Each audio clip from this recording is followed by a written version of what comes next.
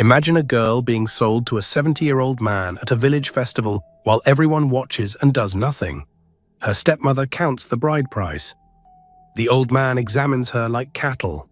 Her fate is sealed until a blind beggar she once fed walks through the crowd, removes his dark glasses, and asks her one simple question that changes everything. Do you want to marry him? Watch what happens next, because one act of kindness is about to shatter an entire village's shame. Glory's hands trembled as she scrubbed the stone floor. The water was cold, her knees ached.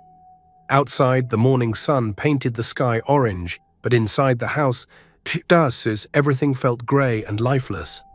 Faster, you lazy girl, her stepmother Kemi hissed from the doorway. Do you think food appears by magic? Glory didn't look up. She learned long ago that eye contact only brought more anger. Her stepmother's shadow stretched across the floor like a dark promise of pain to come. Kemi stepped closer, her expensive wrapper rustled with each movement. Gold bangles clinked on her wrists like tiny bells announcing misery. Your father spoiled you when he was alive, but I'm teaching you what you really are. Nothing but a burden. The words cut deeper than any blade could. Glory squeezed the rag tighter, soapy water dripped between her fingers onto the already wet floor. Yes, Mama Kemi, she whispered, her voice barely audible. Speak up when you address me, girl. Yes, Mama Kemi, Glory repeated, louder this time, though each word tasted like ash. Kemi snorted with disgust. Finish this floor. Then go to the market, sell these yams, and don't come back with empty hands like last time, or you'll regret it. She dropped a heavy basket beside Glory. Several yams rolled out, bruised and soft and completely unsellable. The good ones Kemi would sell herself and keep the money. The bad ones were for Glory to struggle with and fail. After Kemi left, Glory sat back on her heels. She looked at her reflection in the bucket of dirty water. A thin girl with hollow cheeks stared back at her. She was 18, but looked older. Hunger and hardship aged people quickly in this village. 3 years had passed since her father died. 3 long years since Kemi transformed from a pretend mother into a tyrant. 3 years of sleeping on a mat in the kitchen like an animal. 3 years of eating scraps while watching Kemi feast. 3 years of being reminded daily that she was worthless and unwanted. But Glory remembered different days. Days when her father lifted her onto his shoulders and called her his precious jewel. Days when he sang songs while working in the fields. Days when love actually lived in this house, filling every corner with warmth. Now only ghosts remained, haunting the empty spaces. Glory finished cleaning and gathered the basket of rotting yams. She wrapped her faded headscarf tight around her head and stepped into the morning heat. The market was 2 miles away through dusty roads. Her bare feet knew every stone on the path, every rough patch that cut into her soles. As she walked, she passed the homes of people who once greeted her father with deep respect and genuine smiles. Now they looked away when they saw her coming. Poverty was contagious in their eyes. Association with the fallen brought bad luck to a household. The market buzzed with life and energy. Traders shouted prices at passing customers. Children ran between stalls playing games. The smell of roasted corn mixed with dried fish and sweat and spices. Glory found her usual spot in the far corner, away from the successful vendors with their fresh produce. She arranged the bruised yams carefully, trying desperately to hide the worst sides from potential buyers. An old woman walked past and poked one with her bony finger, testing its firmness. "These are rotten," the woman said, wrinkling her nose in disgust. "Please, Auntie," Glory pleaded, her voice small. "I can give you 3 for a very good price." The woman laughed, a harsh sound. "I wouldn't feed these to my goats, child." She walked away, still laughing at the absurdity of the offer. Glory's stomach growled loudly, painfully. She hadn't eaten since yesterday afternoon, and even that was just a small piece of cassava, hard and tasteless. But she couldn't eat from her own basket. Kemi counted everything with suspicious eyes. Hours passed slowly under the brutal sun. The sun climbed higher in the cloudless sky. Sweat soaked through Glory's thin clothes, making them stick to her skin. She sold only 2 yams to a half-blind grandmother who probably didn't notice the bruises or didn't care. Then she saw him for the first time. Near the market gate sat a man who would change everything. Blind, or so he appeared to everyone who passed. Dark glasses covered his eyes completely. Ragged clothes hung from his thin frame like strips of torn cloth. A wooden walking stick lay across his lap. Before him sat a small clay bowl, empty and dusty and ignored by everyone. Children surrounded him, taunting him with cruel words and crueler actions. "Blind rat," one boy shouted, throwing a sharp pebble. It bounced off the man's shoulder, leaving a small mark. "Can't even see us," a girl laughed, waving her hand directly in front of his covered face. The man sat perfectly still throughout the torment. His face showed no emotion whatsoever, no anger, no sadness, no pain, just patience, deep and endless like an ancient well. Glory frowned deeply. She set down her basket and walked toward the children with determined steps. "Leave him alone," she said firmly, placing herself between them and the man. The children turned to face her. The boy who threw the pebble sneered at her interference. "Why should we? He can't see anything anyway. That doesn't give you the right to hurt him. How would you feel if someone did that to you? What will you do about it?"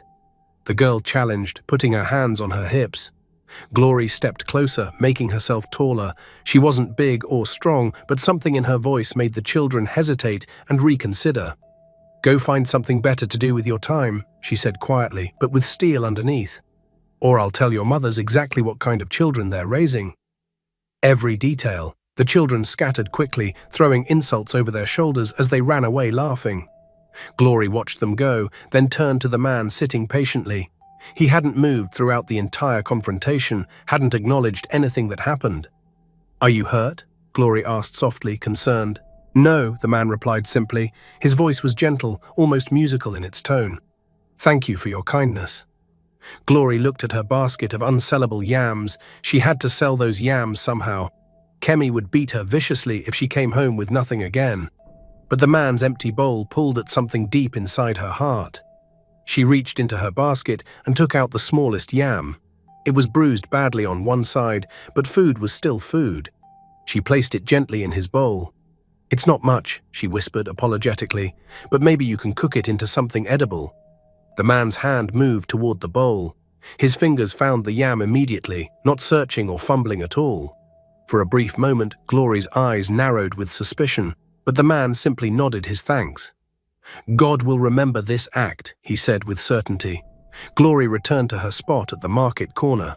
Behind her, she heard whispers spreading through the nearby vendors. "Look at that foolish girl giving away food. Giving away food when she's starving herself. What stupidity. Her stepmother works her like a donkey, and she's feeding beggars who contribute nothing." The words stung like thorns, but Glory was used to pain by now. She sold 1 more yam before sunset to a young mother, 3 yams total for the entire day. Kemi would be absolutely furious. The walk home felt longer than usual. Glory's feet dragged through the dust. Her stomach cramped with fierce hunger. She counted the coins in her hand again and again, hoping they'd somehow multiply. They didn't, of course. When she reached the house, Kemi stood in the doorway with her arms crossed tightly over her chest, waiting. "Where's my money?" she demanded immediately. Glory held out the coins with a shaking hand. Kemi snatched them aggressively and counted quickly, her lips moving. Her face darkened with rage. "This is all you managed?" "The yams were bruised badly, Mama Kemi. People didn't want them at any price." "Liar!" Kemi spat the word like poison. "You probably ate some yourself. Stole from me." "No, I swear on my father's grave." The slap came fast and hard. Glory's head snapped violently to the side. Her cheek burned with instant pain. Tears filled her eyes, but she wouldn't let them fall, not in front of Kemi. Never satisfaction. "You think I'm stupid?" Kemi grabbed Glory's chin hard, squeezing until it hurt. "You think I don't know you're stealing from me every single day?" "I'm not stealing," Glory whispered through the pain. "Then where's the rest of the money?" "Where? There is no rest. I sold only 3 yams, that's all. I tried everything."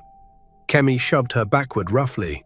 Glory stumbled, but somehow caught herself before falling. "Get out of my sight," Kemi snarled, her face twisted with hatred. "No food for you tonight. Maybe hunger will finally teach you honesty and respect." Glory fled to the kitchen on trembling legs. She curled up on her thin mat in the corner, her cheek still throbbing painfully. Outside, she heard Kemi talking to someone in a sweet voice. A man's voice responded, deep and oily and unpleasant.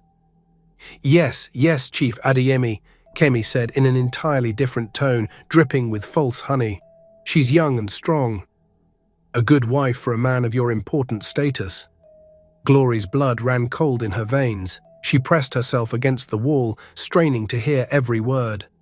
"How old is the girl?" the man asked with interest. 18, perfect age for marriage. Still obedient and trainable. I've trained her well myself." The man chuckled darkly. "I've had 3 wives already. They all died or ran away from my compound, but a young one might last longer. Fresh blood." "She'll be grateful for the opportunity," Kemi assured him smoothly. "Grateful to escape her current poverty and suffering." "When can I see this girl properly?" "Come to the Harvest Festival next week. I'll present her to you then. You can examine her yourself." "Excellent. I'll bring the bride price money." Footsteps faded away. A door closed heavily. Glory lay in the darkness, her heart pounding so hard she thought it might break through her chest. Kemi was selling her like a yam at the market to the highest bidder. Chief Adeyemi was 70 years old, cruel beyond measure. His previous wives whispered terrible stories about beatings and starvation before they disappeared forever. Some said he worked them to death in his fields. Others said worse things that couldn't be repeated. And Kemi was giving glory to him without a second thought. Tears came now, silent and hot and endless. They soaked into the thin mat beneath her cheek, creating a damp spot. She thought of her father buried in the village cemetery. Wondered if he was watching from wherever the dead go. Wondered if he was ashamed that he'd left her alone with this woman. The next morning, Kemi smiled at breakfast. It was the kind of smile that promised nothing but pain and suffering. "You're going to be married soon," she announced cheerfully, as if offering a precious gift. "Chief Adeyemi has agreed to pay a very good bride price for you." Glory's stomach twisted into knots. "I don't want to marry him." "Please." Kemi's smile disappeared instantly. "What you want doesn't matter at all. You're a burden on this household. At least now you'll finally be useful for something. Please, Mama Kemi. He's old enough to be my grandfather. People say terrible things about what happens to his wives. People say terrible things about everyone in this village. Gossip means nothing. You should be grateful any man wants you at all. I'm not grateful for this." Kemi stood up slowly and deliberately. She walked around the table and grabbed Glory's hair violently, yanking her head back at a painful angle. "Listen carefully, you ungrateful wretch," she hissed directly into Glory's ear. "You will marry Chief Adeyemi. You will smile prettily. You will obey his every command. And if you embarrass me in any way, I will make your remaining life so miserable you'll beg for death as a mercy." She released Glory with a violent shove. Glory's head hit the table edge hard. Stars exploded behind her eyes. Blood trickled from somewhere. "Now get to the market immediately," Kemi ordered coldly, "and sell everything today, or don't bother coming back here." Glory gathered her basket with shaking hands that wouldn't steady. Her head throbbed with sharp pain. Blood trickled from a small cut above her eyebrow. She wiped it away with her sleeve and left the house quickly. At the market, she found her usual spot and arranged the yams mechanically.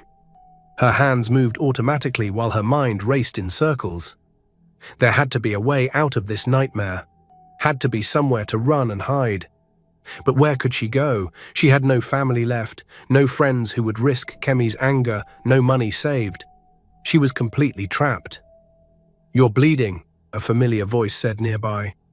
Glory looked up sharply. The blind man sat in his usual place by the gate, exactly where she'd seen him yesterday. She'd been so lost in desperate thought she hadn't noticed him sitting there. "It's nothing important," she replied, touching the cut. "It doesn't look like nothing to me." She touched her forehead gingerly. "I fell this morning, clumsy." "Did you fall or were you pushed by someone?" Glory stared at him in shock. How could he see anything through those dark glasses? How did he know the truth? "Why do you care about me?" she asked, not unkindly, but genuinely curious. The man tilted his head thoughtfully. "Because you were kind to me yesterday. Kindness deserves kindness in return. Kindness doesn't pay debts. It doesn't stop cruel people from hurting you." "No," the man agreed quietly, "but it plants seeds in the world. And sometimes seeds grow in the most unexpected places." Glory wanted to argue with him, but exhaustion weighed her down like stones. She turned back to her yams and tried to focus. Throughout the long day, she felt the blind man's presence like a steady anchor in a stormy sea. She sold more yams than yesterday through sheer determination. Not enough to satisfy Kemi's impossible demands, but enough to perhaps avoid a beating. Maybe, hopefully. Before leaving the market, she placed another small yam in the blind man's bowl. This time she watched his hand very carefully. Again his fingers moved with too much precision, and confidence, found the yam without any hesitation or searching. "You're not blind at all," she said suddenly, her voice accusing. The man's lips curved into a small, mysterious smile. "Does it really matter to you? Why pretend to be something you're not?" "Because people reveal their true selves when they think you can't see them clearly." "And what have you seen in this market?" "Cruelty, greed, indifference, selfishness, and occasionally, very rarely, genuine goodness." He paused meaningfully. "Like yours." Glory shook her head firmly. "There's nothing good about me. I'm just trying to survive each day. Survival without losing your humanity is its own kind of rare goodness." Before Glory could respond to his strange words, a familiar voice cut through the air like a knife. "Glory, what are you doing here?" Kemi stood behind her, eyes blazing with fresh anger. "Wasting food on worthless beggars again?" Glory stood up quickly, nearly knocking over her basket. "I was just nothing. Come with me immediately, now." Kemi grabbed Glory's arm roughly and dragged her away from the market. Behind them, the blind man sat silently, his face completely unreadable behind those dark glasses. At home, Kemi's anger exploded like a storm. She screamed about wasted food and constant disobedience. She threw Glory's sleeping mat outside into the dirt. "You want to be charitable," Kemi shouted loudly. "Sleep outside with the animals tonight. Maybe that will teach you where you truly belong in this world." That night, Glory lay under the endless stars. The ground was hard and cold beneath her. Mosquitoes buzzed around her ears constantly. But somehow, strangely, the open sky felt freer than the house ever had. She thought about the blind man who wasn't actually blind. Wondered what he was really doing at the market every day. Wondered if he was still there now, or if he'd moved on to another village to watch other people's cruelty and kindness. Days blurred together into a nightmare. Glory worked and sold yams and endured. Kemi's verbal abuse intensified steadily as the festival approached closer. Every single day brought new reminders of the forced marriage, new threats, new humiliations designed to break her spirit. "Chief Adeyemi is a patient man," Kemi said one evening while eating. "But patience has limits. You will behave perfectly at the festival, you will be charming and graceful, you will make him want you desperately. And if I refuse completely—" Kemi's laugh was sharp and brittle like broken glass. "Where will you go? Who will take you in? You have nothing. You are nothing without me. Without me, you'd starve in the streets within days." The words echoed in Glory's head long after Kemi left the room. Maybe she was right about everything. Maybe this was all Glory deserved from life. A life of suffering traded for another life of different suffering. But something inside her refused to accept it. A small spark of defiance that wouldn't die no matter what. The morning of the harvest festival arrived too quickly. Kemi forced Glory into a wrapper that was too tight and too revealing. She painted Glory's face with excessive makeup, trying desperately to hide the exhaustion and bruises underneath. "You look almost pretty now," Kemi said, examining her work critically. "Try to smile naturally. Men don't like sad women. They want happy wives." At the festival grounds, drums pounded rhythmically. Dancers moved in colorful circles around fires. Food and palm wine flowed freely among the guests. The wealthy sat on decorated chairs while the poor served them quietly. Kemi paraded Glory through the crowd like a prized goat at auction. "This is my stepdaughter," she announced loudly to anyone who would listen. "Beautiful, isn't she? Strong and obedient, too."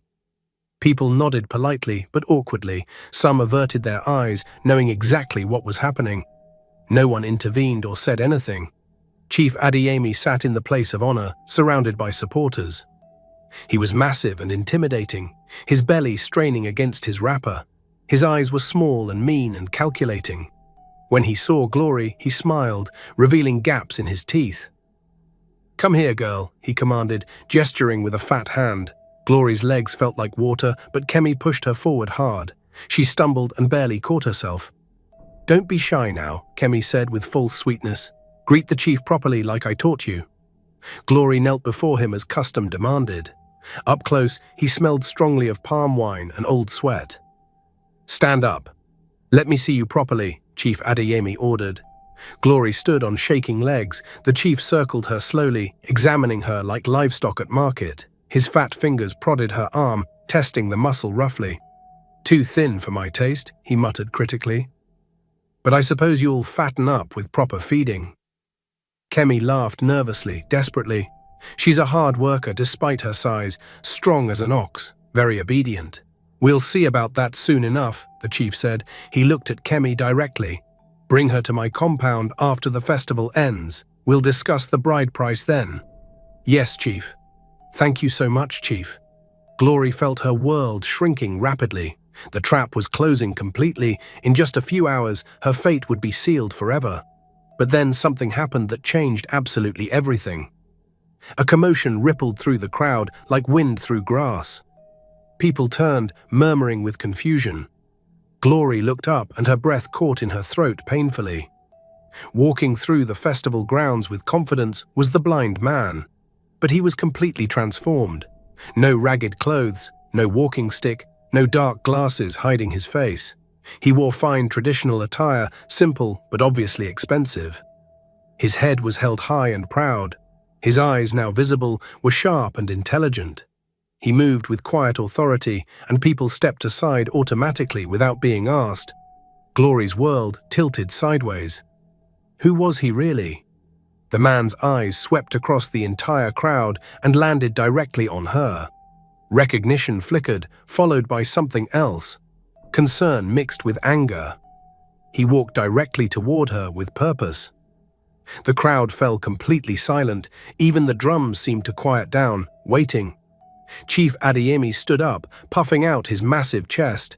"Who are you to interrupt?" The man didn't answer the chief immediately. He stopped directly in front of Glory, ignoring everyone else. "Are you hurt?" he asked softly, his eyes searching her face. Glory couldn't speak at all. Her throat had closed completely with shock. Kemi rushed forward frantically. "Excuse me, sir, but this girl is already spoken for. Chief Adeyemi has—" The man raised his hand calmly.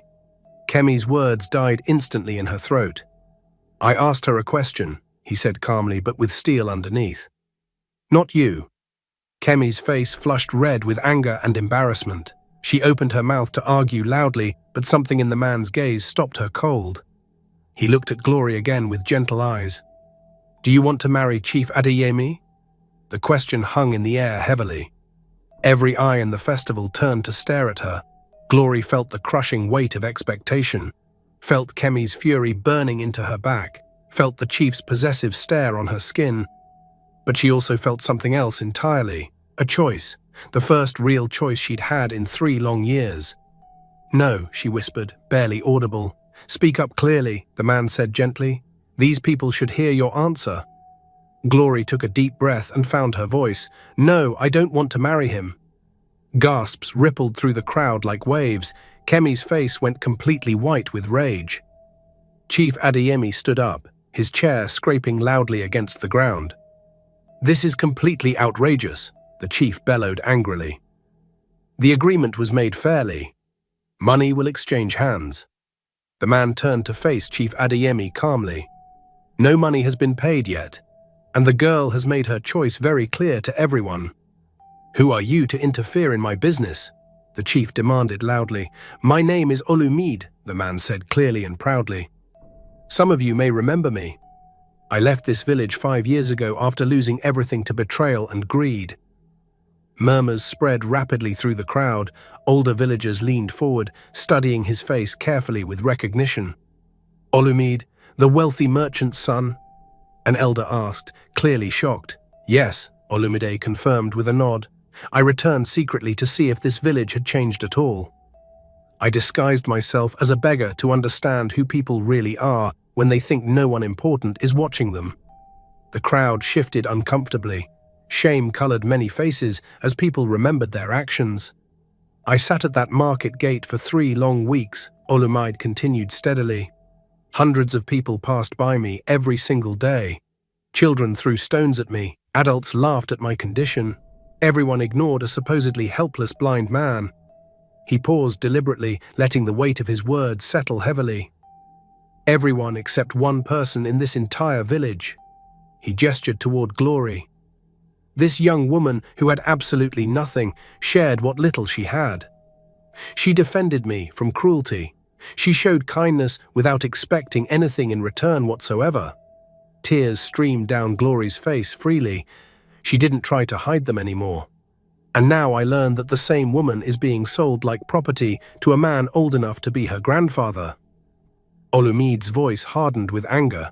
"Is this what we've become as a village?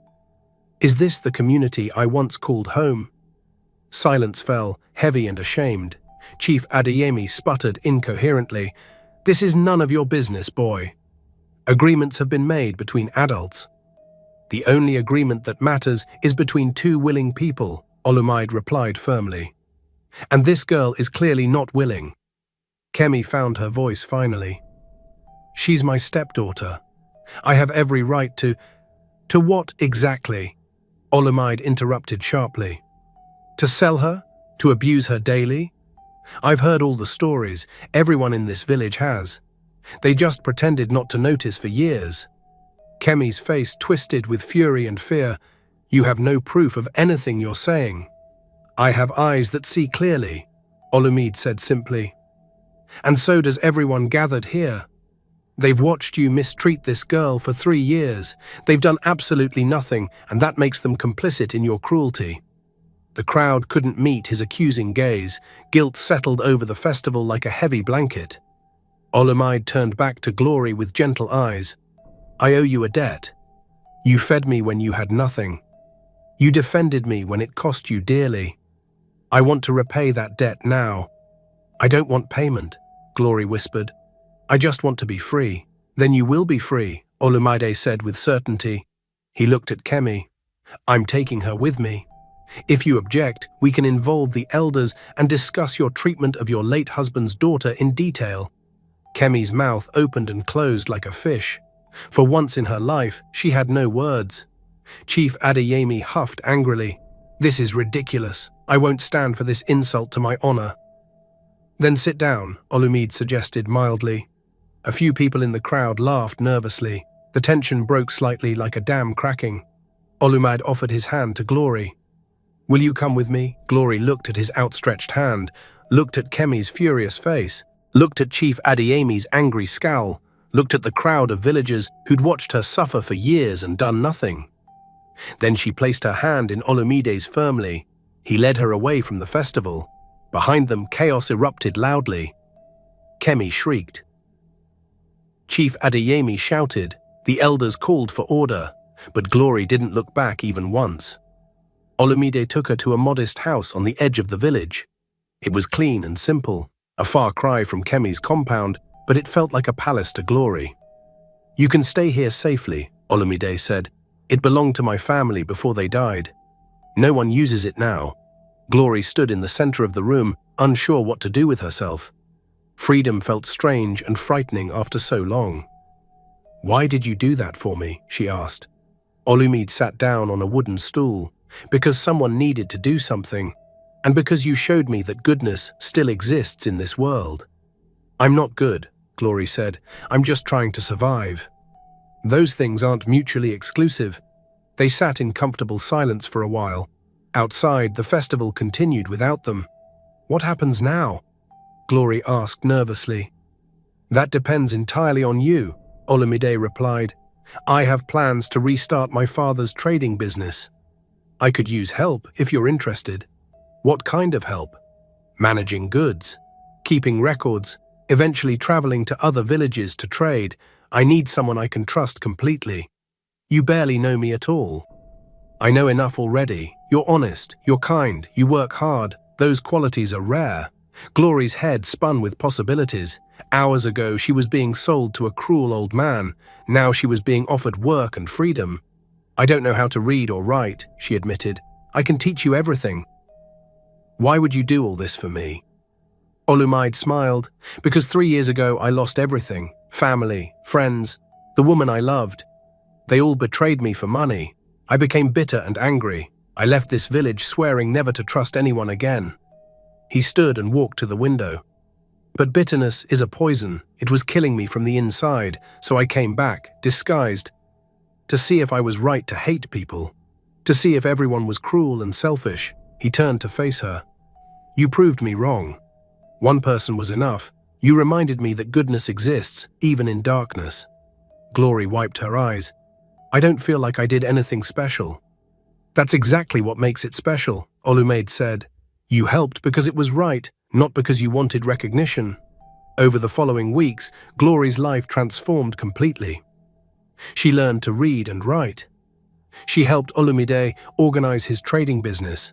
She discovered she had a natural talent for numbers and negotiation.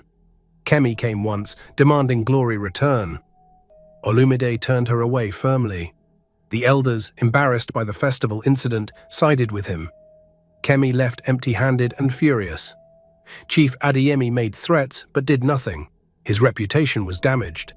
Other families looked at him differently now. Glory worked hard every single day. She saved money carefully. She rented a small stall at the market, selling goods from Olumide's inventory. The same people who once mocked her now treated her with respect. But success came with an unexpected price. One evening, Glory returned to the house to find Olumide sitting in darkness. He didn't light the lamp, didn't greet her cheerfully like usual. What's wrong? She asked with concern. I received a letter today, he said quietly. From the capital city. Good news? A business opportunity, a very large one. The kind that could make me wealthy beyond measure. That's wonderful, Glory said, though something in his tone made her hesitate. Olumide finally looked at her. It requires me to move to the capital. Permanently. The words hit Glory like a physical blow. She sat down slowly, her legs weak. Oh. I want you to understand something important, Olumide continued. You're not my employee. You're not my charity case. Over these months, you've become my friend, my partner, maybe more than that. Glory's heart raced frantically. What are you saying? I'm saying that I care about you, deeply, but I also know that you've just started building your own life, your own identity, and I won't ask you to give that up to follow me. So this is goodbye? Only if you want it to be. Olumide stood and knelt beside her chair. Come with me, Glory, not as an employee, not as someone who owes me anything, but as my equal, my partner in life. Glory's breath caught. Are you asking me to marry you? I'm asking you to build a future with me. If marriage is part of that, then yes. But only if it's what you truly want.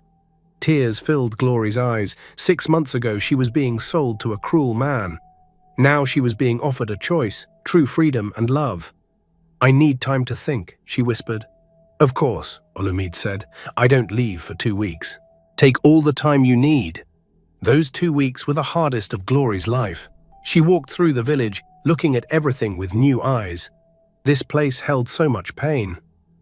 Kemi's abuse, her father's death, years of suffering. But it also held her history. Her father's memory lived here, the market where she'd learned to survive, the lessons that shaped her. One night, she visited her father's grave. It was overgrown with weeds. Kemi never maintained it. Glory knelt and cleared away the growth. Papa, she whispered, I don't know what to do.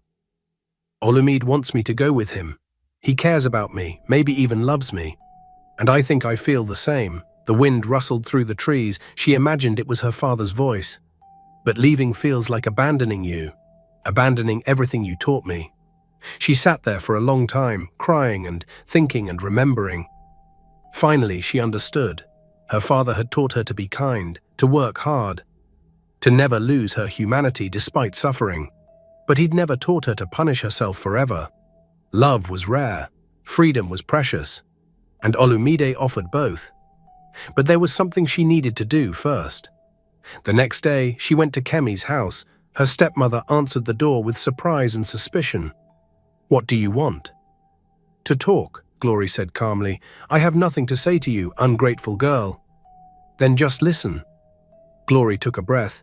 "You made my life miserable for 3 years. You beat me, starved me, tried to sell me. You did everything you could to break me." Kemi's face hardened. "You deserved everything you got." "No," Glory said firmly, "I didn't. But I'm not here for an apology. I know you'll never give one." "Then why are you here?" "To forgive you." Kemi blinked, shocked. "What?" "I forgive you," Glory repeated, "not because you deserve it, but because carrying hate is too heavy.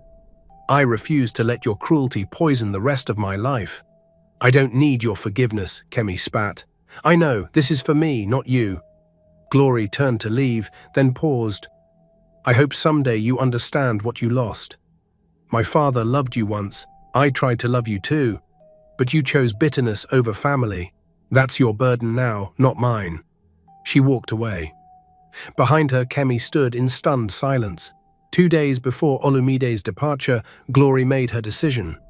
She found him at the house, packing his belongings carefully. "I'll come with you," she said simply. Olumide looked up, hope and caution mixing in his expression. "Are you sure?" "Yes, but I need you to understand something first." "What?" "I'm not coming because I need saving.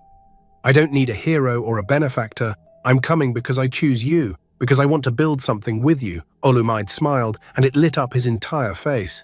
"That's all I've ever wanted." "And one more thing," Glory added. "I'm not ready for marriage yet.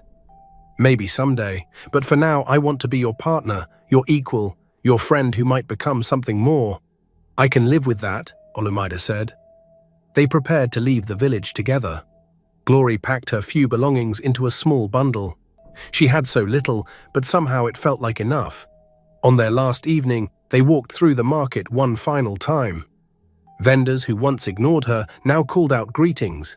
Some even apologized quietly for their past behavior. At the gate where Olumide had sat as a beggar, they paused. "I'll never forget sitting here," Olumide said, "watching people's true nature." "Was it worth it?" Glory asked. "Finding you made everything worth it." The morning they left, a small crowd gathered. Not to celebrate, but to witness. Some faces showed shame, others showed quiet respect. Kemi didn't come. Chief Adeyemi was notably absent, but some of the market women brought small gifts. Food for the journey, a headscarf, a blessing. "We're sorry," one elderly woman said. "We should have helped you." "You can help the next person," Glory replied gently. As they walked toward the capital, Glory looked back once. The village grew smaller behind them. All that pain felt distant now, like a story that happened to someone else. "Regrets?" Olumide asked. "No, just remembering that I survived, that I stayed kind even when the world was cruel."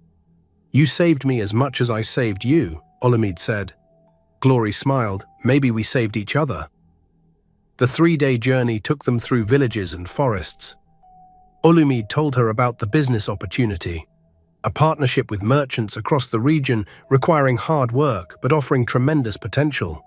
"I want you to be my full partner," he said, "not just in business, in everything." "I don't know anything about big business," Glory admitted. "You know about people.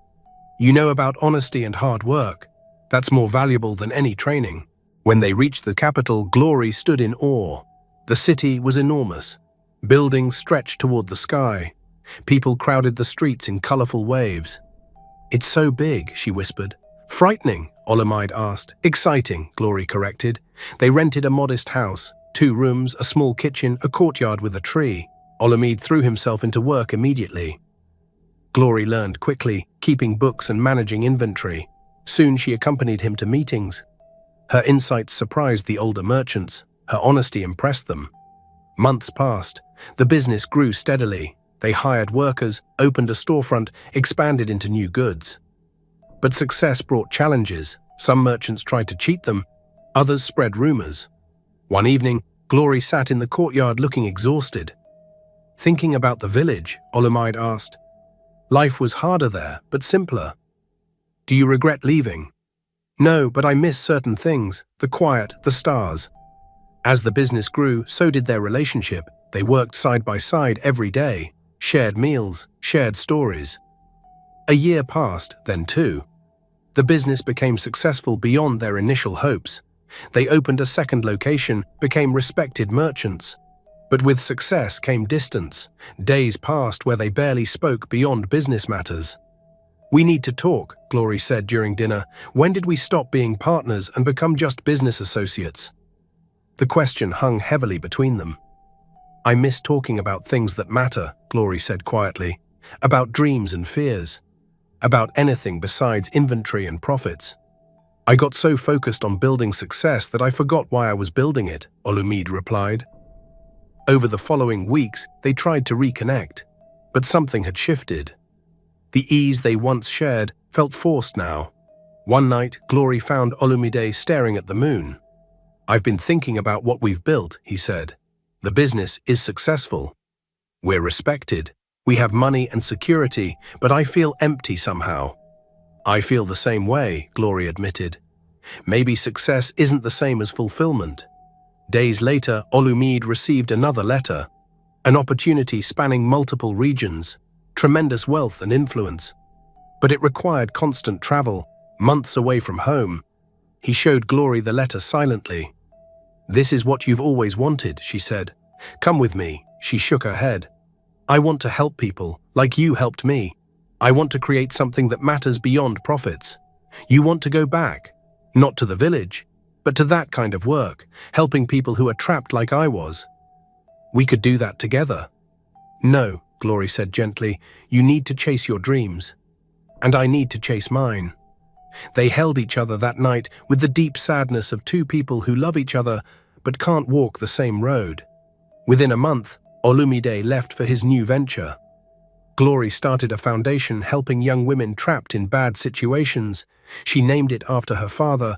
The work was hard and heartbreaking. She met girls who reminded her of herself, scared, beaten, but fighting to survive. Years passed. The foundation grew. She heard news of Olumide occasionally.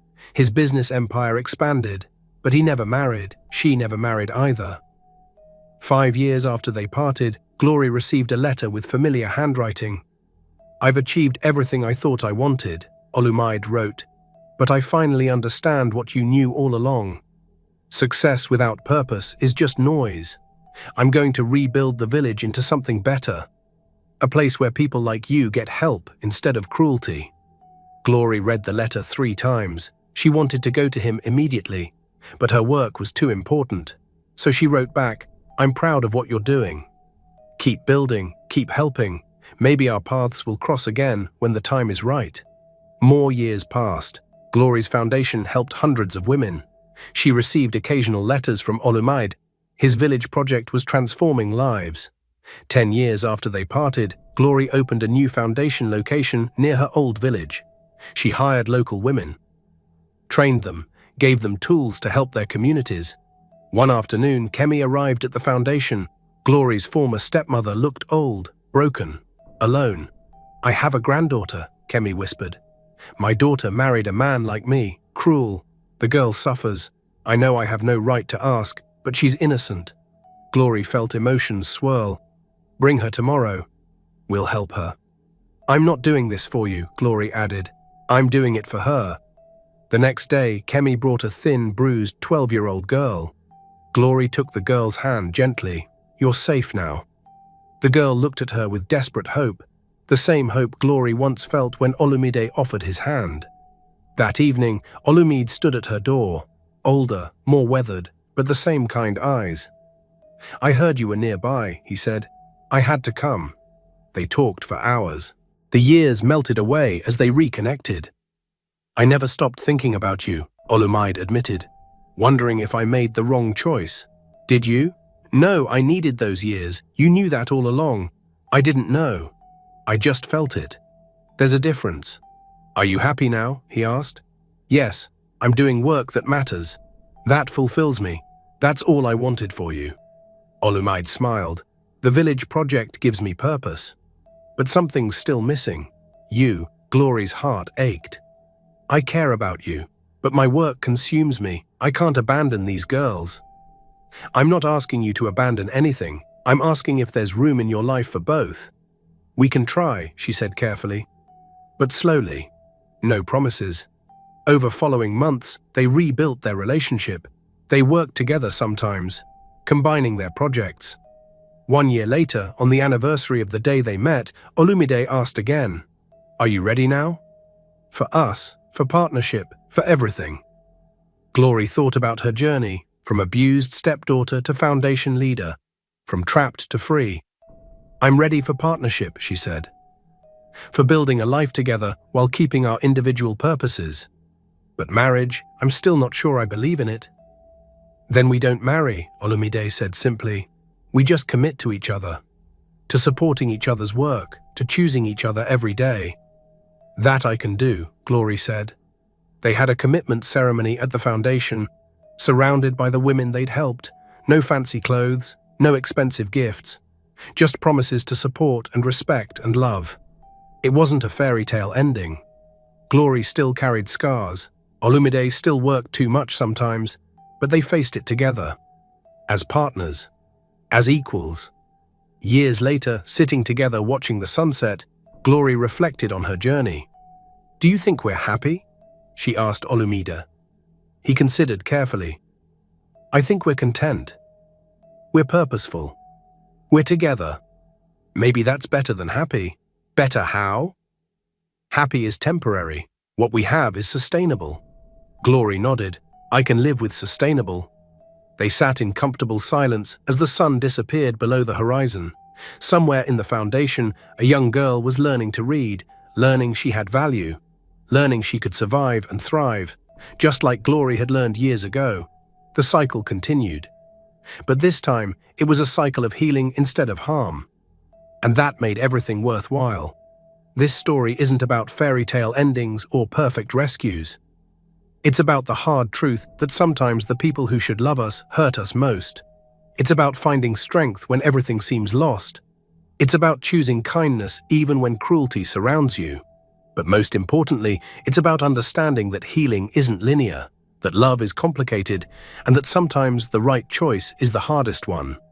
Glory's journey reminds us that real life doesn't offer simple solutions. Success doesn't guarantee happiness. Love doesn't erase trauma. But purpose, kindness, and commitment can build something meaningful. If this story touched something deep in you, if you've ever felt trapped or worthless or alone, remember that survival itself is an act of resistance. Your kindness matters, even when no one notices. Your choice to stay human despite pain is powerful. Share this story with someone who needs to hear that their struggle isn't weakness, that their gentleness isn't foolishness, that choosing yourself isn't selfish, and that someday, somehow, the courage to keep going will open doors they never knew existed. Subscribe and share this message of realistic hope with others who need to hear it today.